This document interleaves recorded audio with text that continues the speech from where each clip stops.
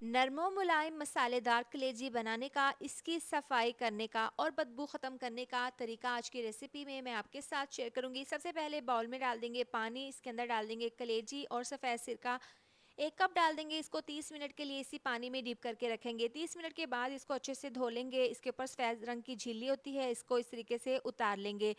इससे ये काफ़ी सॉफ्ट बनेगी और सिरका डालने से इसकी स्मेल भी ख़त्म हो जाएगी। इसका कलर भी चेंज हो गया है, अच्छे से वॉश कर लेंगे। कढ़ाई में डाल देंगे 1 कप ऑयल, इसमें डाल देंगे प्याज, हल्का सा फ्राई करने के बाद कलेजी डाल देंगे, लहसुन अदरक का पेस्ट, थोड़ा सा नमक डाल देंगे, थोड़ी सी हल्दी डाल देंगे, अच्छे से इसको फ्राई कर लेंगे। हल्दी का जैसे ही कलर इसमें अच्छा सा आ जाएगा तो इसके अंदर हम डाल देंगे 4 गिलास पानी और इसको 30 से 35 मिनट के लिए गलने के लिए रख देंगे।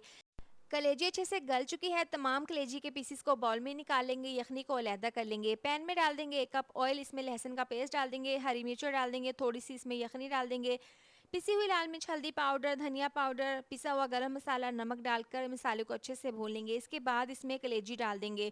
ये डालकर मसाले में इसको अच्छे से भूनने के बाद इसमें यखनी डाल देंगे। तमाम यखनी डालने के बाद अब इसको 8 से 10 मिनट के लिए पका लेंगे। मसालेदार बहुत ही ज़्यादा टेस्टी हमारी ये कलेजी तैयार है। बारीक कटा हुआ धनिया डाल देंगे, इसको अच्छे से मिक्स कर लेंगे। बहुत ज़्यादा ये सॉफ्ट बनी है, मक्खन मलाई की तरह। बहुत टेस्टी कलेजी बनकर तैयार है।